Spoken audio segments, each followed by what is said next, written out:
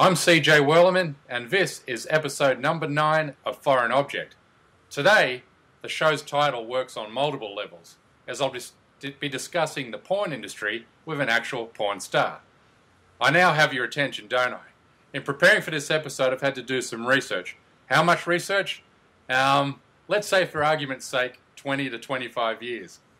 In related news, my preferred arm is now sporting a 22-inch bicep. Unlike any other country on earth, with maybe the exception of Germany, porn is ubiquitous in America. It's on cable television, porn stars are household names, and many are mainstream actors. Some analysts say in-porn room generates more money for the hotel chains than revenue from the hotel's minibars. Personally, I believe any country that jerks off more than it drinks is doomed for failure. Porn is a huge business for Wall Street. The most puritanical American would be shocked to learn that much of their retirement portfolio is invested in movies like Casablanca, Indiana Jones and the Temple of Poon, Ace Ventura, Crack Detective, Titanic, Goodwill Humping, and Riding Miss Daisy. Sorry, that last one always makes me laugh. General Motors, for instance, owns DirecTV, which profits enormously from porn sales. In fact, General Motors earns more from porn than Larry Flint's Hustler empire. Yahoo and Google, for instance, rake in billions from linking to porn sites. Anyway, I'm sure you've had enough of me talking about porn, especially when I have a real-life porn actress with me today. Sydney Levers is a porn actress. In 2013, she was as topical as Monica Lewinsky was in 1998. When US Congressman Anthony Weiner texted her a picture of his junk, it effectively ended his political career. Sydney has gone on to star in her debut porn parody, Weiner and Me, and today I welcome Sydney to the show. Sydney, how are you doing? Great. How are you? I'm good. I'm really well. Now, first question. Why do you hate your father? Oh, no, not at all. That's terrible. I'm just kidding. Dad, it actually is funny. You know, there's that stereotype, but my dad and I are very close, so no daddy issues here. Oh, that's good. Good to hear. That's fantastic. So, for the benefit of my audience, and bearing in mind many of my listeners are not American, summarize for me, in best you can, the whole Wienergate episode. Right. So a lot of people get confused and think that his 2011 scandal when he was in Congress had something to do with me, but I actually had nothing to do with that one. It was after he resigned from Congress. He had hit me up on Facebook, so it kind of stemmed from there, and it was just a cyber relationship. Okay. And had he indicated to you that he was married? I mean, I knew he was married. I knew who he was, definitely followed his career. So, yeah, I'm not going to try to pretend like I didn't know. Yeah, sure. And so the fallout from that, do you think you're being portrayed accurately in the media? No, I definitely got the dumb bimbo stereotype, and I think anyone that knows me knows that isn't true. It is kind of, I'm very self-deprecating, so it's funny to play that up and joke about it, but it's really far from the truth. And I guess you've had no contact from him since it became a public scandal. I haven't, no, but what was funny was it came out in the summer of last year, and he didn't unfriend me on Facebook until December, which was kind of hilarious. Okay. So it took him a few months. He still wanted to look at my pictures and jerk off or something. I've got to add, I mean, he's a complex character for my mind.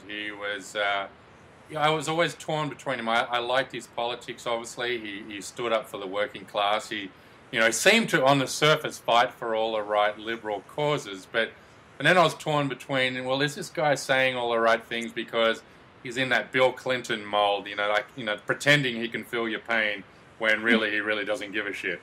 Yeah, he's definitely not the average working man by any means. I have the same feelings about him. I definitely idolized him a lot and thought he was this great politician. And then, it's easy once you get to know someone to be a little disillusioned.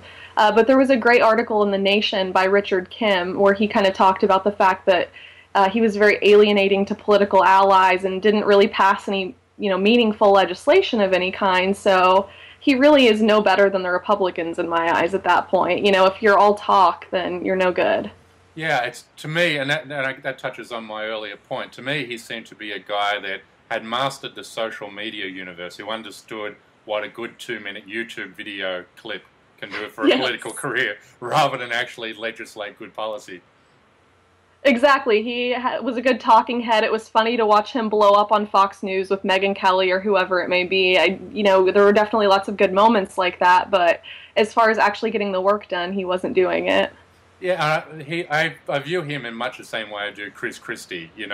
There's absolutely no substance there, but just is very good at capturing a moment where he's berating someone or coming up with a very pithy soundbite, which gets carried through the social media universe. Yeah, that is actually a great comparison. Yeah, exactly, indeed. And so the media, I always what I felt was really unfair for you and a misconception, which I believe is perpetuated through the media whenever his name comes up or the whole Wienergate comes up, is that you are the one who was a star-seeking whore in inverted commas, and you're the one who outed him and blah blah. That's really not the case at all, is it? No, not at all. It's really funny, too, because when I initially had decided to give information to a gossip blog, we had talked at length about it, and I wanted to, no part of it. I didn't want my name or face associated with it at all. I planned on studying politics, actually, so why would I set myself up for failure like that?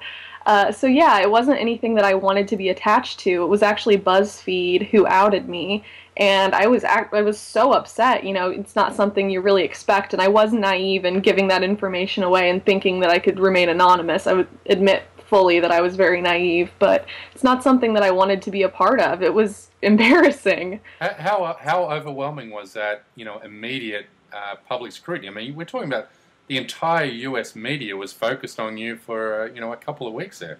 Yeah, it was actually really terrible. I wouldn't wish that on anyone, honestly. My hands get a little shaky when I talk about it. It was probably the worst thing that's ever happened to me. And I've been hit by a truck. I think I'd get hit by a truck over that. Has it made you more suspicious of people?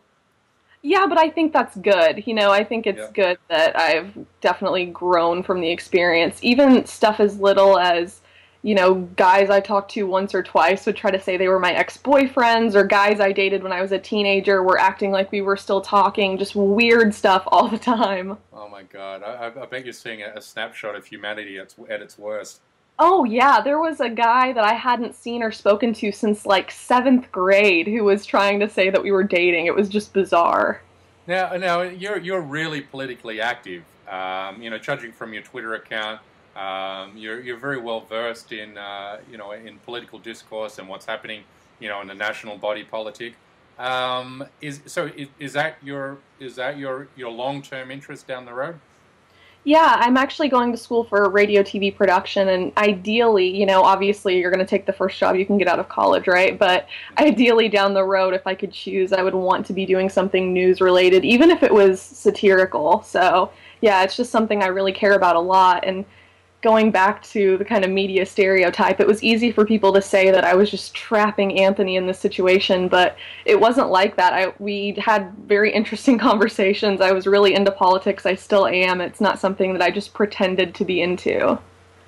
And so now you did a porn. So coming back to the full circle again to the porn industry, back to my opening monologue, you did a porn parody of that whole saga. Was it called? It was called Wiener and Me. Yes, Wiener and Me. It's on vividceleb.com. Oh, okay. So what's your? Sorry, I interrupted you again. What's the place people can find it? It's on vividceleb.com. Vividceleb.com. Now, to me, the trauma that you went through that national scrutiny, I mean, I would find it even more traumatic to do porn. I mean, I'm a do it with the lights off kind of guy. I'm still kind of prudish in my own way.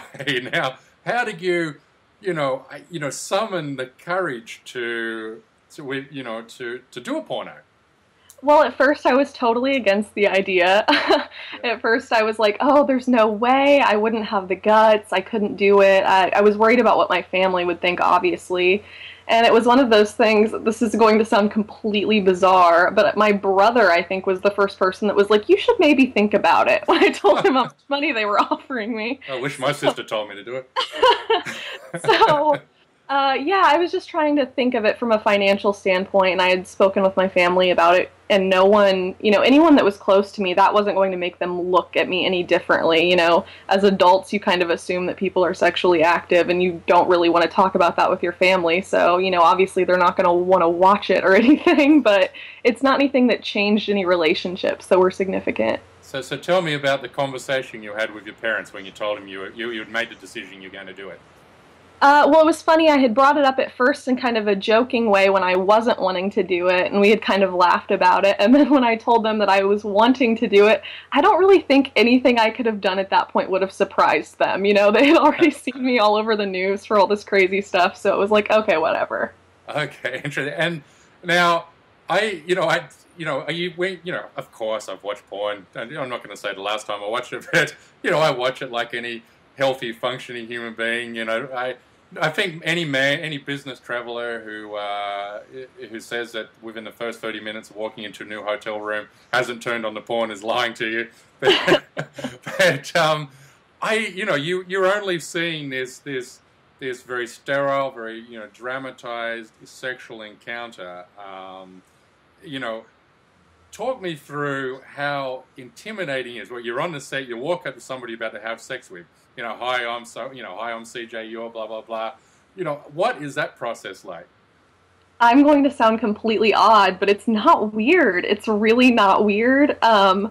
Maybe a little bit the first time, more so, but it's not that bad. You just kind of sit and talk. Like, it's no more awkward than a first date would be. I'd put it that way. You have to go through some awkward small talk maybe, but it's really not that bad. How much small talk? So what are we talking about? Are we talking about when you're introduced to your partner for a scene? There is that kind of banter before you get... Yeah, you definitely, especially if you don't know the person. Like the first one I didn't know the guy beforehand. So yeah, you're kind of getting to know him throughout the day. And that was a long shoot too, so we had like hours together before anything actually happened. Okay, so how many scenes have you done now? So I did Wiener and Me, and then I did a Tonight's Girlfriend scene and 2 Naughty America scenes. Mm-hmm. Okay, and that's all with male partners? Yes. Okay, and how have you found the men generally? See, one problem in the porn that I have seen, one of the things I find deeply trouble with porn is the aggressive, very misogynistic, very the domination stuff over females. I got a problem with that, and I have heard, I've read a lot of articles, on it, particularly as I was researching for this piece, that. Women are treated as cattle, and as something which is what's the word I'm looking for? I'm stuck here. But okay, anyway, cut to the question. The guys that you've worked with, are they completely insensitive, desensitized? Are they douchebags? That's the word I'm looking for. Surprisingly, no. Everyone I've worked with has been very friendly and nice to me. I will say there was one guy who, the only thing he did that bothered me, he did question me about the Anthony stuff a little too much. I felt like I was in an interview, and I just wanted to relax. Like this one? Yeah, it was like a little much considering I'm like in the makeup chair, like leave me alone. But other than that, no, everyone's been great. And I think as far as like aggressiveness, it kind of has to do with whatever the scene is, or maybe the girl likes that. I know I kind of like that, so I might like direct a guy beforehand to be that way. Right. Now, do women, I mean, you've spoken, I know you've only been in a few scenes, but you've obviously been around other females, porn stars, offset or in the industry. What percentage of the actresses or starlets in the industry actually enjoy their job? Unless everyone's lying to me, I can only think of one person. I'm not going to name names, but I can only think of one person that comes to mind who I don't feel like enjoys it. For the most part, though, I feel like everyone does. Right.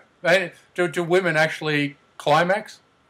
I mean, I definitely do. I think it's hard not to, when you're being stimulated like that.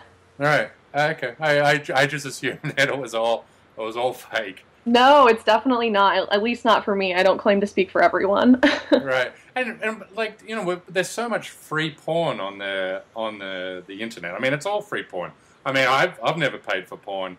online in my life, and I guess people like you would look down on me for saying that.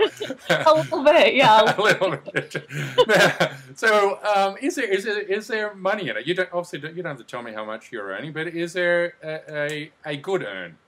Yeah, I mean, specifically in my situation with being able to do the quote-unquote celebrity sex tape thing in the beginning, that's where you're going to have the most money. And, especially if you get a good deal with Vivid, you can get residuals and all of that. So it's one of those situations, I kind of compare it to, like, being a musician where I wouldn't want anyone to be like, oh, hey, we downloaded your new album, just kind of the same thing with my first movie specifically, Yeah, and, okay, and I forgot where I was going with that. You distracted me. No, so and women. I guess what has been a changing of the guard or a changing of the zeitgeist, if you want to use that term. Since when I was a teenager, just starting my masturbatory career, somebody, a friend would bring a Playboy or a penthouse to school, and that'd be shared around the all the boys, and we'd all have a week with that magazine. It was like sharing a girlfriend, in a way to speak. But so it's changing now. Women has become the growth market in porn, as far as I understand. Yeah, is that how you see it? I think it's becoming less taboo now. It's more widely accepted. We're talking about it more. It's just less of a weird thing. It's not anything to be ashamed of. Do you believe it's empowering for women? I think it just depends on how you view it. I think for me it has been, just in the sense that I've become much more confident with myself and my body through my experiences in porn. I'm sure not everyone has those experiences, but for me it's been a good thing. I actually looked at it like, oh, I look better than I thought I would. It wasn't anything negative. Okay, that's it. Now you're giving, I guess, a good, shining a positive light on the industry in total. But I mean, this is an industry with an extraordinary high rate of drug abuse and also suicide. But it sounds like you haven't seen the dark side yet. I really haven't. I do hear these stories, obviously, but for me and like with the companies that I've shot with specifically, I know. I'm pretty open about the fact that I smoke pot, but even with that, I don't smoke before scenes, and they wouldn't want me to smoke before scenes because you can tell, you know what I mean? You can see it in your eyes, even if you use some eye drops. It's like you can tell when someone is on something or drunk or whatever. So, I mean, maybe with some of the more like gonzo companies that might happen more, but with like the bigger names, they don't want that on set. It's not a good look. Yeah, right. Yeah, it's interesting. I mean, you read these things, but then you hear there's that porn actress who's at Duke University, and I can't remember her name. Bell Knox. What's her name? Bell Knox. Oh, yeah, okay. No, that doesn't ring a bell. I was thinking Bell something. Yeah, it's Bell Knox. Oh, Bell Knox. Oh, okay. Okay. Have you had any communication with her at all? She's been very vocal in the media. She started off getting in porn to pay her way through college. Yeah, she's actually a really sweet girl. We do the same porn convention circuit, Exotica. We do all those conventions. So, yeah, I've definitely ran into her several times. She's a sweet girl. Yeah, I mean, I guess it's troubling, or I don't know if that's the right word, but more so, it's more troubling on the just where the tertiary education is going in this country. The skyrocketing costs. The huge amount of debts which are imposed on people with no way of ever paying these, college debts off. I mean, some of these kids come out of college today with a, $250,000 debt, with a $700 a month, payment at the end of college. Now, these are people that are not going to be able to buy a home, and very difficult for them to start a family. And for a lot of people and for a lot of girls, and I remember her writing in a piece that, what other alternative was there for her? She comes out with $250,000 of debt, and she sees the ways it can be, paid for college. Do you believe there's going to be that kind of trend where, girls, fresh undergraduates are going to see this as an opportunity to curtail that expense? I mean, porn is a good way to make money, but if anyone sees what happened in a situation with me doing porn or with Belle doing porn, and when she was outed for it, it's not something that's pretty. You know, I think a lot of people fear being outed, so it would kind of maybe deter you from doing it. Whereas if the internet wasn't the way it was, maybe more people would want to do it. I don't think it's going to be any kind of growing trend, honestly. I do think we need student loan reform. I think this country is ridiculous as far as that goes. And I think a big problem, too, are for-profit universities. I know Duke isn't, but I know I've got a lot of friends that went to Full Sail University in Florida, and they definitely have a bad pattern of racking people with student loans, and it's not really a very credible school, so you're going to get all these loans and probably not going to be able to get a job for what you went to school for. It's terrible. Indeed. And so you're going to college where?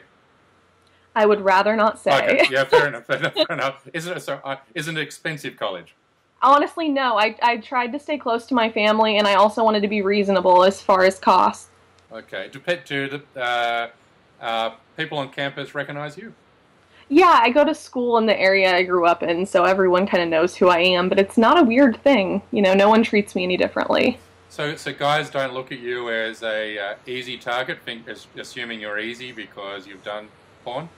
No, definitely not, but I think part of that is just the way I carry myself at school, too. I literally never show cleavage. You know, I never, dress in a way that would make anyone look at me any differently. I'm always very covered up, so I definitely go to lengths to do that intentionally. You know, I get that someone could look at my Twitter and see something, but they have to be seeking it out because I'm never going to put it in their faces. Okay, and do you see much, is this a future, do you want to keep doing porn for the foreseeable future?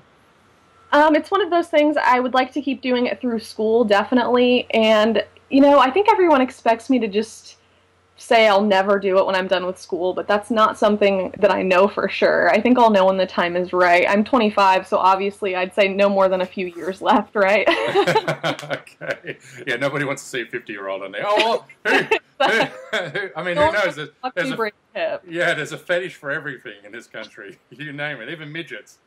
I know. I always kind of joke with my friends, like, pull me out before they start calling me a MILF. That's good.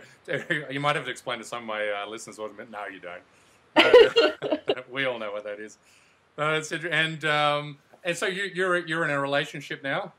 I am, yeah. I think that's another reason guys at school don't really bother me. They all know I've had a boyfriend for a while, so no one's weird. Oh, that's good. And he's totally down with your career path?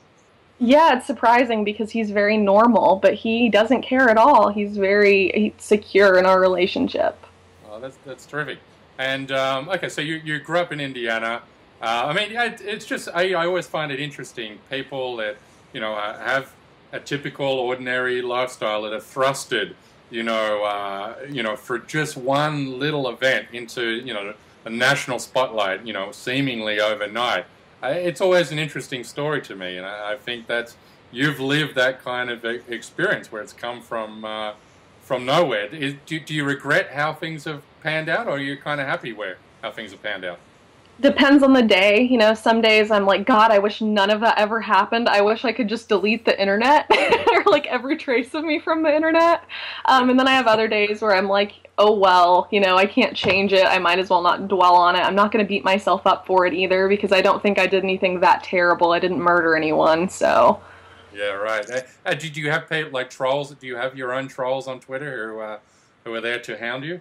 Oh, yeah, definitely. I mean, I've gotten numerous death threats, which is bizarre for sexting. Like, you want to murder me for sexting? Are you serious?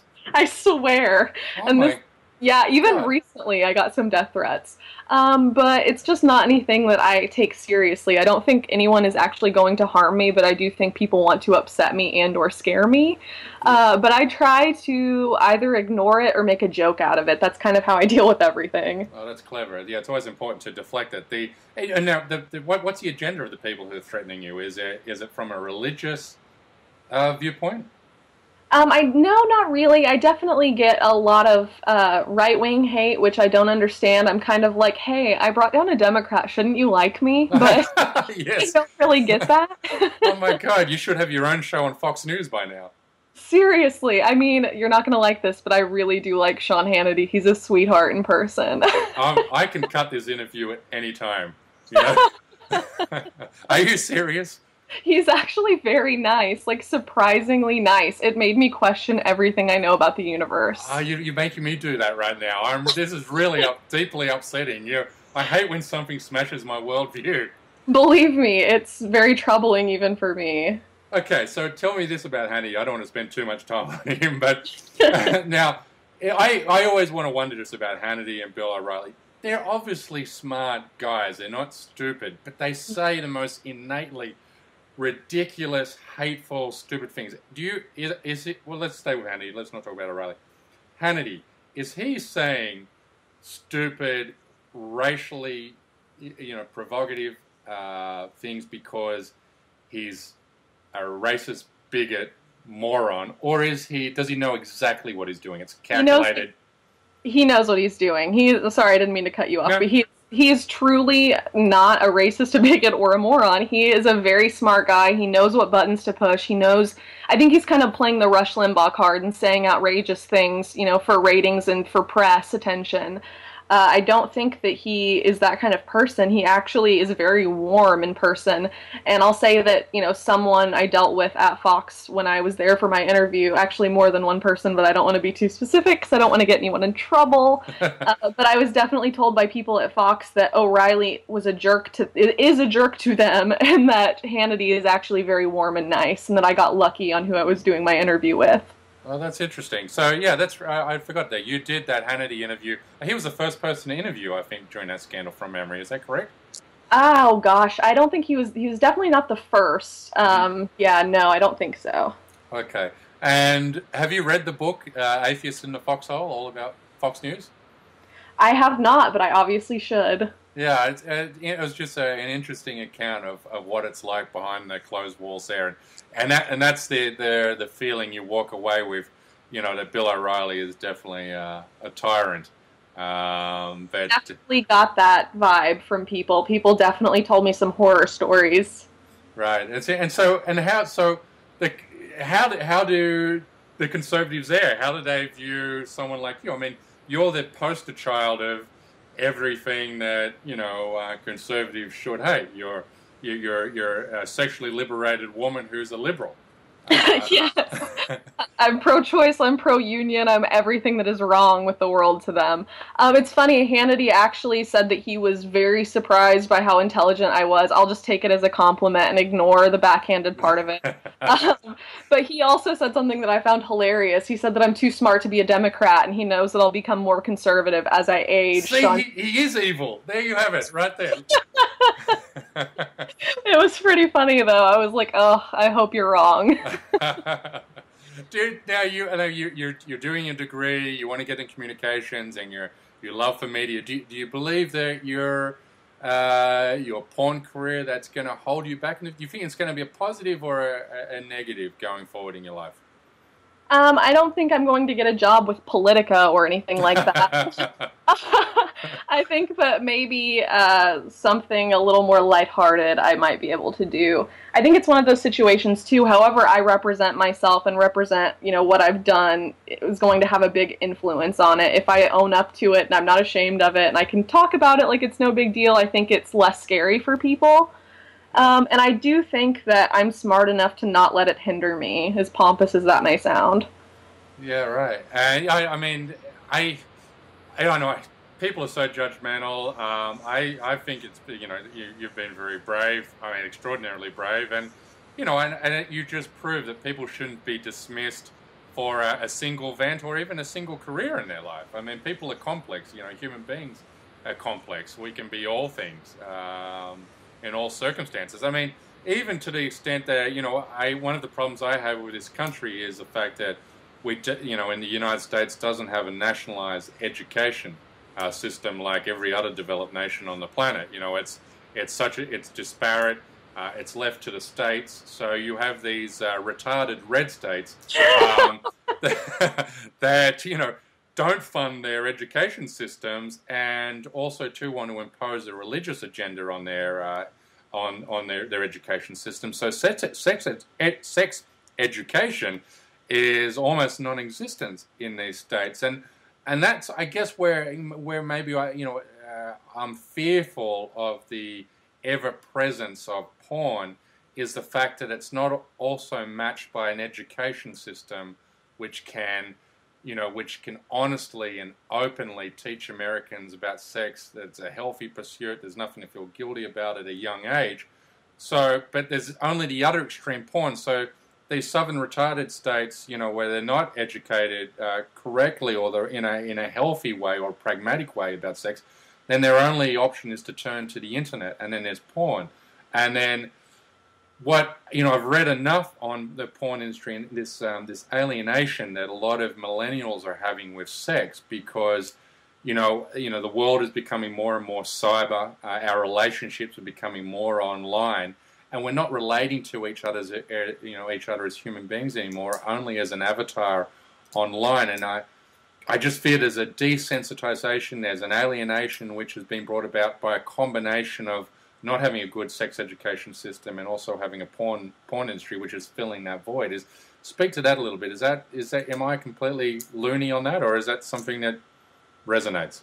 No, it definitely resonates. I went to a private Christian school for many years, so I'm surprised I can even string words together to make But aside from that, when I did finally go to public school and I was older, I was just talking about this the other day, there was no real kind of sex education. We talked a little bit about reproduction, but nothing about the actual act of sex, or when you should have sex or when you shouldn't have sex, or what's right or what's wrong, or, nothing like that.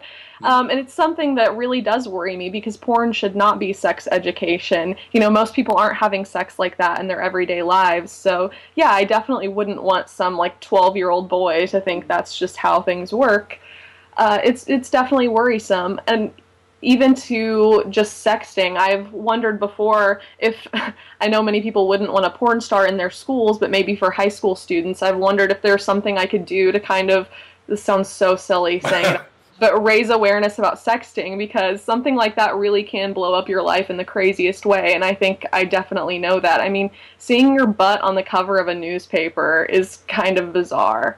I think if you send a porn star into a high school full of prepubescent boys, it'd be almost like a riot in Walmart for the last Tickle Me Elmo doll. I'll just wear a burqa. It'll be fine. Yeah, that's right. Yeah, I mean, yeah, this is, and you went to a Christian school, and well, I was, I've read, and I think I included in my book, Crucifying America, in Mississippi, for example, they teach sex education with the peppermint patty. So they unwrap a peppermint patty, and the teacher gets the students to pass it around, and because the white chocolate becomes dirty with everybody's hands, it finally gets the last person. The teacher says, "See, look, when you pass something around, it gets dirty." I mean, it's ridiculous. I mean, this is not happening in Taliban Afghanistan. This is happening in a lot of the states of this country. I think something that really worries me too is that in the area where I live, there's not much sex education, and then girls are getting pregnant younger and younger. I'm 25, and I know girls that I went to high school with that have 4 or 5 kids already, and it's like, how did you do that? What? How did this happen? It's insane. And I'm sure some of them are good mothers, but for the most part, I'm sure they're not. So I'm definitely for talking about birth control and contraception and all these important things. It's definitely worrying me. And in this area, too, there are a lot of these kind of fake crisis pregnancy centers that are really these pro-life places that you can go to, and that really is horrible. I can't imagine being young and pregnant and thinking I'm going somewhere to get advice on where to get an abortion, and then they're really like, do you want to hear the baby's heartbeat? Oh my God, no, that's awful. That is horrific. But, on contraception is where do you stand on the industry? I mean, there's a huge debate. I know California is trying to impose a law, or maybe they already have, that male actors have to wear a condom. But the adult industry is pushing that back. Apparently, they lose, I don't know what the number is, but maybe 40% of their viewers as soon as contraception is or a prophylactic is used. Where do you stand on that in the industry? I think it should just be up to the performers. I've gotten to decide for my scenes whether or not I wanted condoms involved. And, obviously everyone's being tested every 14 days, so it really is safer than people are imagining. So I just think it should be up to the performers. I don't think the state should be able to say whether or not a condom is worn. And I know a lot of people don't even like to see condoms in porn. And so it's a tough thing to promote safe sex in your regular life and then have to explain the differences, with your job and with testing regularly and all of that. But I mean, I'm definitely for safe sex, but I think that porn sex is safe sex just because of the amount of testing. So the producer actually gives you a choice? Yeah, I mean, on everything that I've done, I've had kind of a checklist, so to speak, of things that I was okay with or not okay with beforehand. And always it was discussed beforehand whether or not it would be, a condom scene or not. It's kind of your option. But I'm just trying to understand the commercials, but, knowing that, I'm trying to get in my mind trying to get inside the head of the producer. Now, if I was a producer, I would know that I'm about to lose, if the male actor wears a condom, I'm about to lose anywhere from 20 to 40% of my audience. Would I be encouraging the actor to wear a condom, then thinking about purely from a profit standpoint? I do think that I really do feel like they would prefer you not to, but at least in my situation, no one has ever pressured me either way. Okay, well, that's interesting. That's encouraging to hear. I would assume there would have been either A, pressure, or B, that wasn't even an option. I would think probably on sketchier porn sets, smaller production things that might happen. I haven't experienced that though. Okay, and so you only work with the bigger companies? Yeah, I haven't done any kind of crazy gonzo type stuff. I've only worked with companies that I have heard of and that I've seen their work and it looks nice and all of that. So. What's gonzo? Kind of rougher looking, I guess. Not really, there's no really like a budget or, it's just kind of wham bam, thank you ma'am. Okay, so there's no pizza boy, pool boy narrative. No, none of that. Probably not a nice set, just really kind of low budget. Okay, yeah. And, I think, was it Pirates was the highest budget. Was it Pirates, something called, Pirates of the Caribbean? Yes, that was a Digital Playground movie. I know what you're talking about. Yeah, and that even was turned into a mainstream movie without the sex scenes, so there is definitely potential to do stuff like that. People watch bad acting without the sex scenes? I know, I don't understand that at all. Well, I guess Friends and, The Big Bang Theory is the #1 comedy show here, so who knows, there's an opportunity for everyone without any talent. I hate that show so much. You're like the first person I've ever talked to other than me who does not like that. I don't get it at all. It makes me feel stupid because I feel like I'm missing out on something. I'm like, why is this funny? Why is this a #1 rated comedy? I didn't get Friends either. I don't understand. Yeah, no, neither of those shows are funny, but especially The Big Bang Theory. I hate that show. Okay, yeah. Big Bang. But then again, I also watch The Real Housewives, so don't listen to me. Hey, yeah, that's fine. I'll give you a pass on that. All right, so this is the part where you get to give yourself a plug. Where can my listeners find you? Your Twitter address, website, and so forth. Yeah, my Twitter is @SydneyElaineXO. My Instagram is Sydney_Leathers, and then my first movie, Wiener and Me, is on VividCeleb.com. Well, there you go, perverts. You know where to go to look Sydney up. Sydney, you're very eloquent. You're very politically, active. You have a voice. You're a voice that should be heard. And I encourage anybody to follow you on Twitter. You do tweet out some very intelligent stuff. And you've been a great guest. And I thank you very much for being on For an Object. Thanks so much for having me. Yeah, you're welcome. All right, all the best with everything. You too. Thanks. Okay, see you. Bye-bye. Bye.